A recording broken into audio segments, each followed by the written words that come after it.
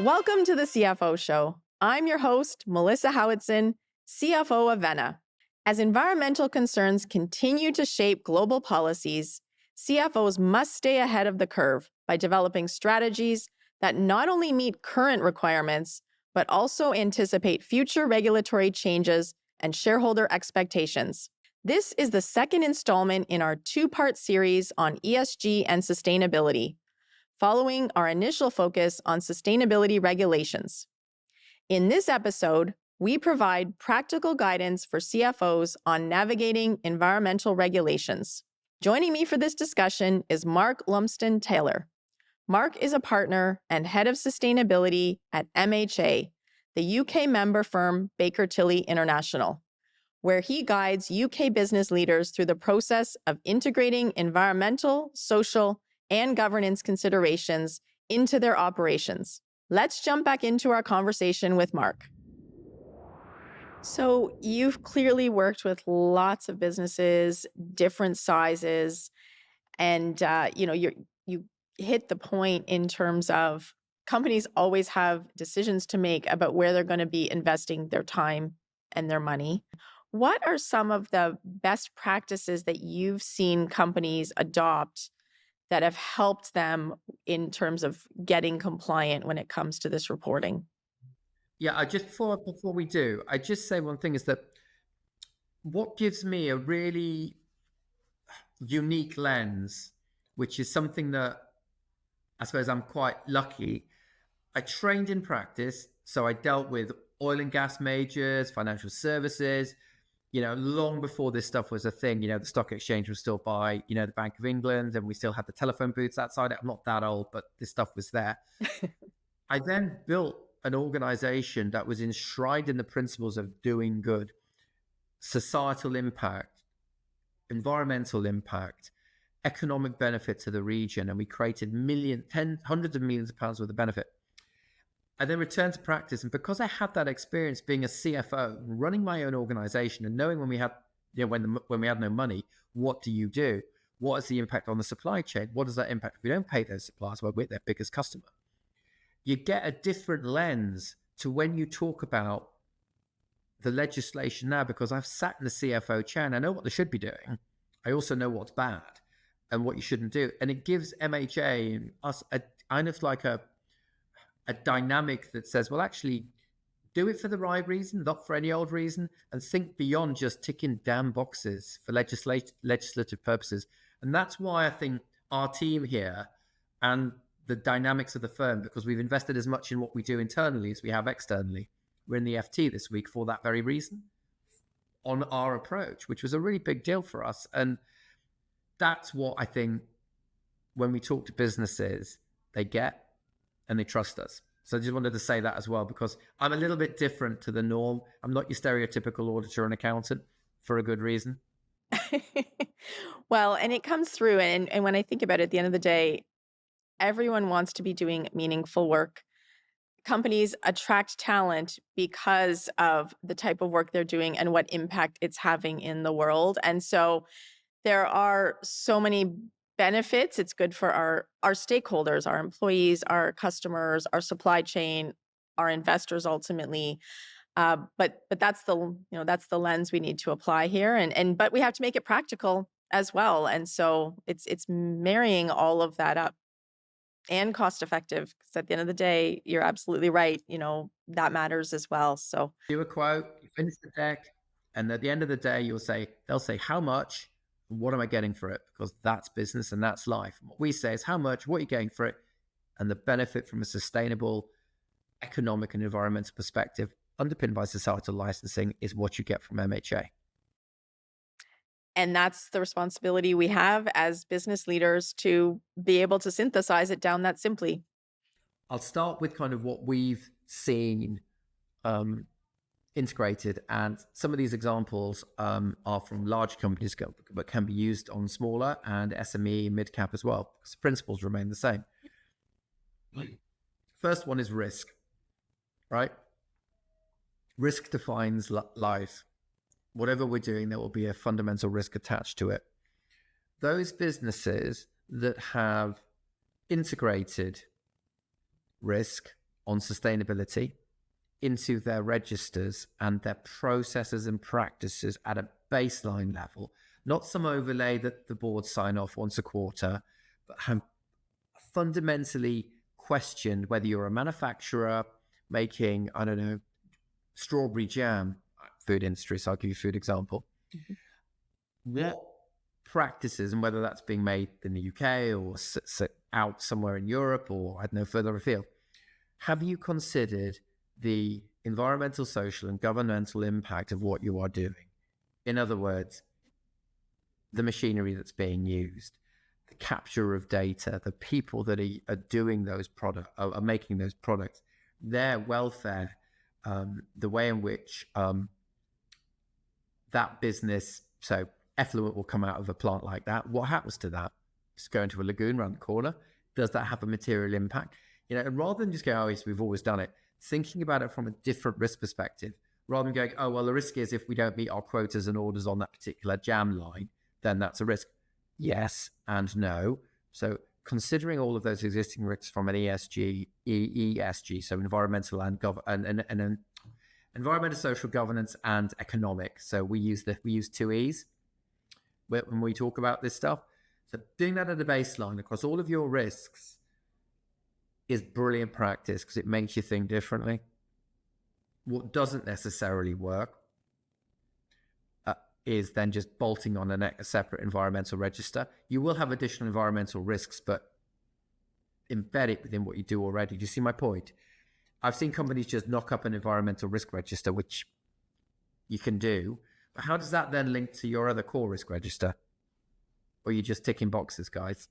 And in doing that, what have been some of the biggest findings that, you know, the difference that's come to bear as people started linking that to the core risk register? What were the big aha moments in that? I can say it in 2 words: supply chain.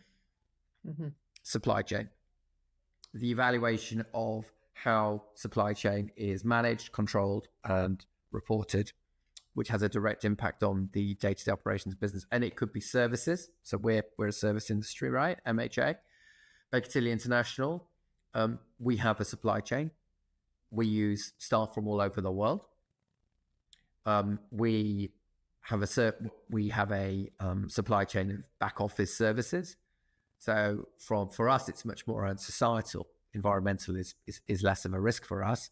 But from a societal perspective, how are we procuring and managing that? What's our risk? What's our supply chain? What's our approach to welfare, well-being, and services and support?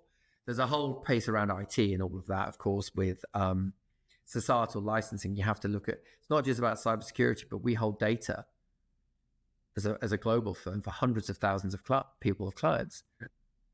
What is the societal impact if there is ever a breach? God forbid. See my point? So it's thinking about risk differently. That then in turn, so that's why we call excellent practice, and that's where you start. That then leads to the whole approach around environmental social governance, number one. Number two, in terms of excellent practice at the other end of the spectrum, is governance. You will have no doubt been into businesses where this work has started. And where do you think it's ended up?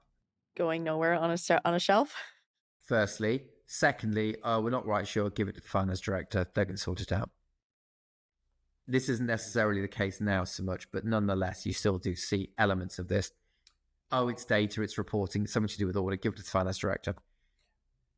And the finance director thinks, well, how on earth am I going to cover that on top of everything else? I'll delegate to somebody in the finance office. And then it's built like that. And then you often see finance trying to pull reporting together and various sustainability and environmental and governance initiatives going around an organization. It's not joined up and coordinated because it's just been dropped. There needs to be a board strategic lead for sustainability and environmental social governance and everything else that is associated with that at a strategic lead level. And it can be the CFO, or it can be the products director, the marketing director, or more often than not, there'll be a chief sustainability officer now in larger organizations, CSOs, new titles. Remember when CMOs came out, chief marketing officers, you now got CSOs. What do? Own it. And they have jurisdiction across all the other senior post holders to ensure that stuff gets done. Quite a lot of the time, it's the chief finance officer who will have a sustainability lead. If you don't have that, it's not a good place to be. Because I will guarantee, well, I know from experience, that when you try and you pull it in, it will end up with the FD because it's regulatory assurance ultimately, right? And they won't know what they're doing about it. It's because it hasn't been coordinated at the top. So the ownership at governance level makes the difference between a success and a fail. And a great example of this, I won't name the organization, obviously, is a business that is in transport and logistics, have a fantastic approach to green transport, emissions, supply chain. Finance knows nothing about it, and they're doing all the regulatory reporting. And nothing is joined up at all. And then we come along and go, where is it? So do you see my point? So the piece around risk and the piece around governance are the two fundamental things that will drive any organization to success. And I suppose the third thing, and of course I'm going to say this, is you have a good independent objective advisor, or we often call, what I call them is the critical third eye. And by that I mean they're not your auditors, not your accountants, but what they are the people that come in and they either build it for you or they review it. So we part of the stuff that we do is an internal audit function where we come in, we might have built it a year ago, that's fine, they've got on with it. We come in with a fresh third eye and go, here's what's right, here's what's wrong, against regulations and what's coming down the track. And that's probably to this third point. So you might be here at the minute, regulation is here, but where do you think regulation's going? It's coming down. And even if you're still here, it's going to come down and down and down and down. And whether you like it or not, you're going to drop into scope. So to quote an organization I spoke to yesterday, what is the minimum I need to do to ensure that I am not going to get caught out in a year's time? We said, okay, well, you're going to be around the 2 mark, aren't you? Full compliance. So we'll prepare something on that basis. And businesses need to be thinking like that. Just because you're not in scope now doesn't mean that you're not going to be. And that's where your critical third eye comes into play. You do those 3 things, and I can't guarantee anything because as auditors, we have to provide an opinion, like lawyers. But I will say you will position yourself to meet what's coming ahead if you do that. If you ignore it and just wait for the auditor to say you're not compliant, like I have dealt with some organizations, whilst that is a road you go, fine, you will miss opportunities. You will underestimate the level of regulation and force coming. And the third thing that actually is the thing that wakes up most directors and businesses is, well, you don't do any of that, but your customers are. And let's say they're listed on, I don't know, the New York Stock Exchange, and they've got a supply chain in Europe. And the SEC expect those New York Stock Exchange businesses to report their Scope 3 emissions in 2027. And you're not doing any of that because you can't be bothered and do the bare minimum. What do you think that's going to do to your customer supply relationship? Do you think they're going to be really happy with that?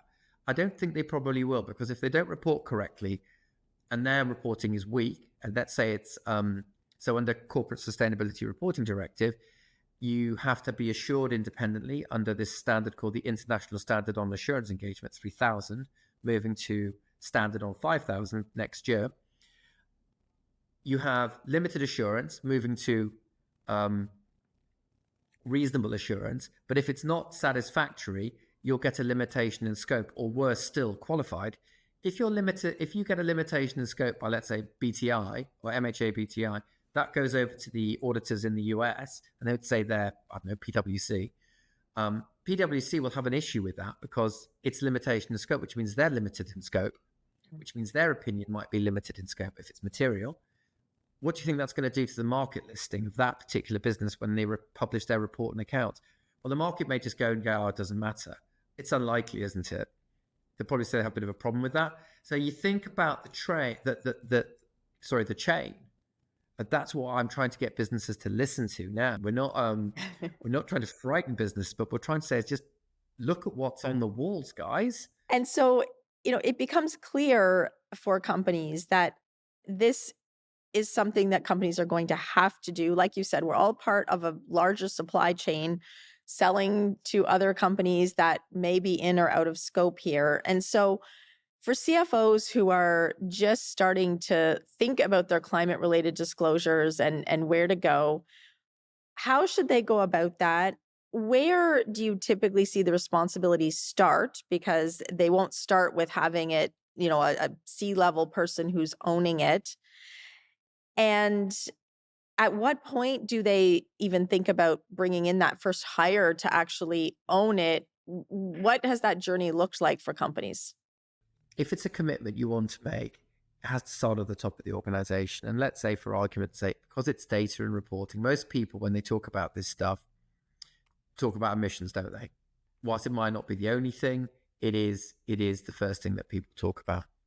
So that invariably will mean the finance director or the person that is responsible for a form of reporting, but whatever size of the business, right, will have to take responsibility for it. So the first thing that they should do is assess exactly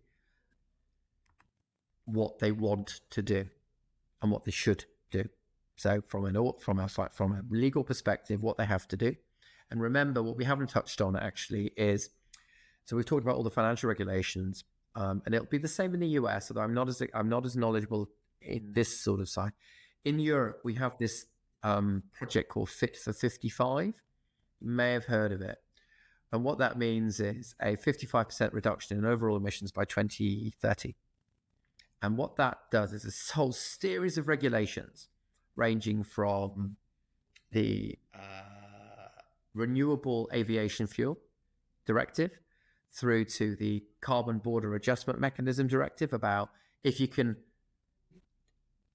generate the product more carbon friendly in Europe versus importing it, you should be doing it in Europe. And if you're not doing it in Europe, then there's a tax on that import. Basically, it's additional tax. So it's called CBAM's mechanism, and other matters as well. So businesses will be in various compliance for those things as well. So forget the regulations, the big ones. They'll be doing things. There'll be stuff around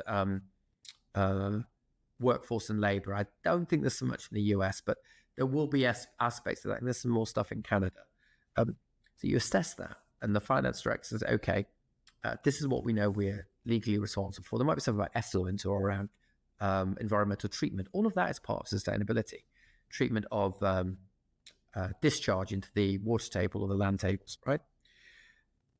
Once that's been decided, depending on the whole nature and scope of the business, the decision has to be taken as well. How far further do we decide to do that? And within that, you'll no doubt, and I think you're finding this more and more and more, customers will be asking them, well, we need to report on our emissions, scope 1, scope 2, sometimes scope 3. We need to know what your emissions are because we have to report them. Therefore, you have to have some form of reporting or analysis of what your contribution is, because otherwise businesses won't buy from you. And even if you just stop at that point, at least you have some form of protection and structure in place. For some businesses, that's enough. So take that I work in, farmers and growers, right? They often supply multinational companies, big ones. They have now been told to collate their emissions and collate what they are doing around treatment of labor, treatment of workforce, minimum wage, minimum salary. That will all come through 9 times out of 10, the owner manager with their finance manager, and they'll pull that together, and then the supermarkets will take that information and use that as part of their reporting. And for a lot of those businesses, that's as far as they will go. Now that's, in my world, that's not satisfactory. They need to go further, but from a resource perspective, at least they've started it. So as a bare minimum, you need to have those processes in place. And there are digital tools out there that accountants firms like ours and others can provide. Even your auditors may be able to do that, or accountants. And you start with that. But I emphasize what I said earlier is you need to get a third-party opinion, because your business might be required to do that by your customer and you have nothing else to do. But legislation is coming down the track, and 2026, 2027 will see the adoption of more legislation. So your data and numbers for the year after next, or actually even next year perhaps, will be your baseline for what you'll be expected to report the following year. So companies will need to understand and have that data ready now. Because remember, whenever you do a set of accounts, what do you do? Current year numbers and last year's numbers. So even if you don't have to report until 2026, you'll be expected to have the prior year data. So don't just think, oh, I can wait for a year. Start to plan and prepare. European legislation applies to smaller companies in 2027, but they're using 2026 data. So if I was that sort of company, I'd be thinking, right, I need to have 2025 as well, because I'm not going to look where I need to be if I can't see some sort of trend analysis. Mm-hmm. So that's what the smart money's doing, because it's here. And so when you look at what's coming in the future, which is not so distant even, what are some of those key upcoming trends that companies should be aware of and thinking about now? So just to give you a bit of perspective, the Corporate Sustainability Reporting Directive was enacted and approved by the European Commission, et cetera, et cetera, et cetera. It then has to get adopted in all the member states into their laws for application.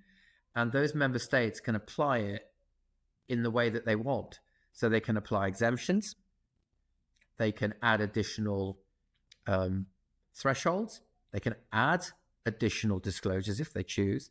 So in Europe, the Republic of Ireland has taken it to the nth level. So no one can actually even provide assurance unless they do a minimum, I think, of 50 hours direct, reported and regulated CPD, so continued professional development. I've just gone through it. Even though I know it, I've had to do it again because that's their rules. They're very forensic. Equally though, other jurisdictions, Norway, there's a lot of exemptions applied there to support companies on that journey. So I would say this Corporate Sustainability Reporting Directive, and whichever country you are in, some countries have adopted it, some are in the process of adopting it. So Austria have yet to adopt. They've just gone through some quite tough elections. But the legislation is there for companies that they have to adhere to. They just haven't enshrined it in law yet. So my best advice for now is look at where you sit in that rollout, because that rollout's agreed now, so it's happening. That's for Europe. And also, you could have subs in Europe that mean you have to report your group reporting in the US, for example, with the European legislation, and look at which element is related. We look at which way you need to report, whether it's global reporting, entity level reporting, exemption reporting, artificial reporting. There is a whole different range of things you need to do. The other thing that's going to catch people out as well, so that's CSRD, is EU taxonomy, which is also relevant to companies for 25 and 26 reporting based on 25 data. And that is where you only report if you satisfy all the standards within EU taxonomy and do no material harm. That's the data. Sorry, that's the test. And basically, it's the highest possible level of sustainability action that a company takes. So I only report on the excellent work if you satisfy EU taxonomy. It's not the other way around. So if nobody's reporting on it, they're not excellent. It's clever to reverse. So that's something that's now that legislation is waking up companies to go, oh my goodness, it needs to be properly assessed, and auditors are expected to do that as well. So that's kind of the European standards. UK is as is at the minute. We've just had a change in government. I expect them to adopt a form of S1 and S2, which is the International Sustainability Standards Board, which is kind of more of what we're doing at the minute. I really, really, really hope, and we're certainly guiding companies to think more about double materiality in corporate sustainability reporting, because that's where it's going to go. In the United States, you've got that cascade. And again, this is the whole trading relationship as well. If a global organization in the United States, and it's listed or it's large, it's got loads of trading relationships in Europe, and they're not doing anything other than the bare minimum, what's that going to do to the trading relationship on the basis of what Europe is expecting? And my view is the US should certainly be thinking about what the European drive means to those corporates. And we deal with a lot of corporates that sit in both. And we say, yes, there's a cost involved. Well, let's look at what the medium and long-term benefits will be by you doing it now. Mark, thank you so much. I found this conversation so helpful in terms of demystifying this area of sustainability and ESG. I only wish you were a little more passionate about this topic because that didn't come through. In terms of, I thought for a minute, I thought you were serious. I was thinking, are you kidding me? Honestly, absolutely not. Honestly, seriously, if this doesn't work out, you should do like deadpan comedy or something. No, you actually not many people have me, and you had me there. I'm thinking, are you for real? It's so clear that this is an area that you know inside out, and I love your passion helps to bring, make it real. Why does it matter? Practically speaking, how should companies be going about it? So appreciate that so much. Now, whenever we do have a guest on, we do have 2 rapid fire questions we like to ask. So are you ready for those? Yeah, sure. I'm going to give you my first question. First one is, what is your go-to strategy to stay productive during the day? I have a philosophy, and it's really simple. It's only impossible until it is not. So I have a mindset that it doesn't matter what I'm about to go into, which is usually my day that's planned, changes rapidly from about 7 a.m. I work on the basis that I will still absolutely deliver everything I tend to plan that day, but I go in with a mindset of we'll deal with it. Whatever comes up, we will deal with it. So that's my philosophy at the start of the day. And I've used that, goodness me, I've used that for a very, very, very long time. People call it an MLT centricity. They do. They do. And the other one is, what helps you to turn a bad day around? There are those that make it happen. There are those that watch it happen. There are those that never knew it happened in the first place. And you have to tick which box you are in. And when it's going wrong, I bring around me the people that I know will make it happen. And we collectively then get it done. I'm very fortunate that I have an incredibly loyal and supportive team. And I think I've always engendered loyalty. So when I built my organization back in the mid-2000s, we started with a very tight team, and it didn't matter how bad the day got, we'd fix it. And if we had to work 24 hours, then that's what we did. And now the philosophy is, well, it's going wrong. Let's get the team around me that's going to help, and let's fix it. And that whole philosophy of it's only possible till it's not, but underpinned by pushing ourselves even harder. We don't fail.